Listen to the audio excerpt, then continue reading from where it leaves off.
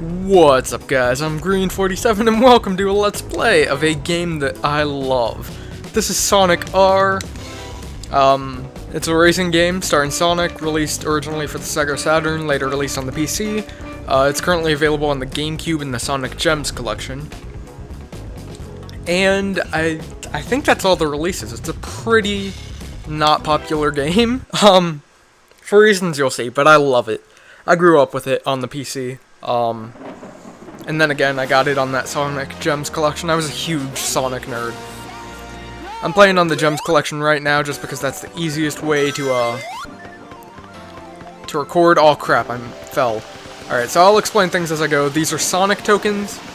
There are 5 Sonic tokens in every level. What they do is, if you manage to get all 5, which I'm going to be trying to do right now, is the other one's over here. There are 5, as you can see in the bottom right-hand corner, there's a counter. Let's see. Yeah, I think I know the locations of them.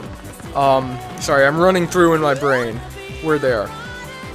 If you get the 5 Sonic tokens, I hit that pole. That's one of the problems, is some of the boundaries expand infinitely upward. So when you play as a character with fantastic aerial abilities like Knuckles, who can glide, it gets awkward.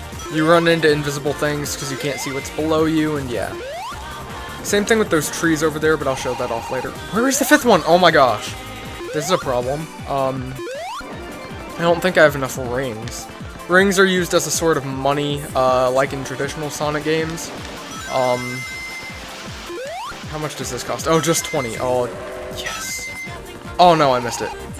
One of the main complaints of this game was that turning was awkward, which it is, obviously.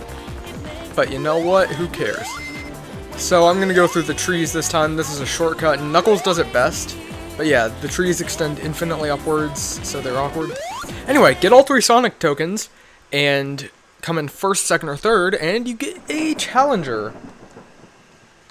So this level's challenger is Metal Sonic.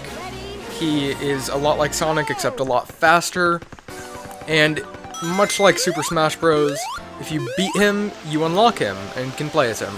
I will continue to play as Knuckles, because while the turning is ridiculous, the turning in the air when gliding as Knuckles is amazing. Now, the AI learns in this game, which is interesting. So since I took the shortcut, you can see on the bottom right-hand corner of the screen, he just took the shortcut. I always thought that was super cool in the game. So you could always, like, trick it out by taking the normal route the first 2 times, and then doing the shortcut your 3rd time, and beating him.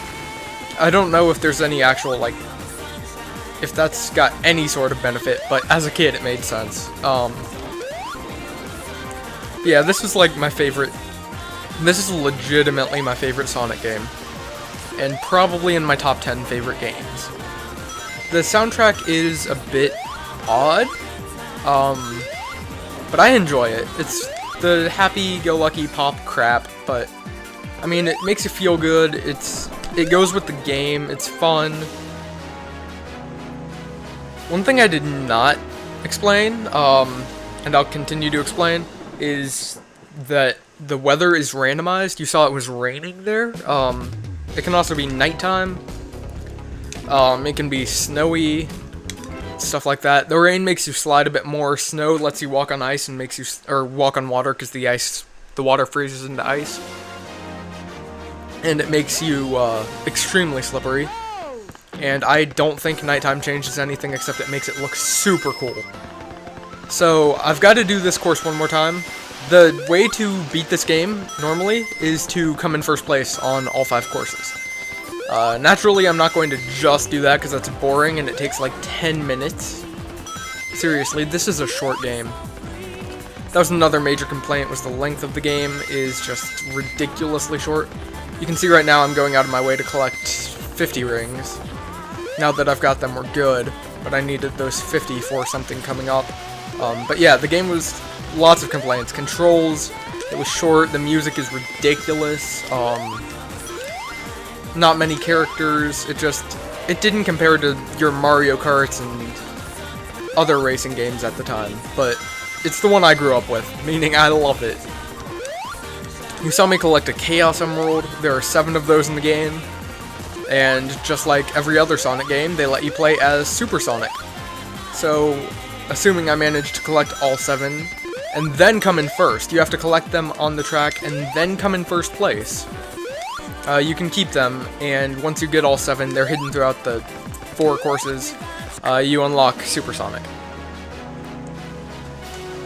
So, I've collected everything there is in that first world, but one thing I wanted to do in this LP, which I'll do in later episodes, I won't do particularly in this one, is I also wanted to show off every character. Actually, I do have to do something in this episode.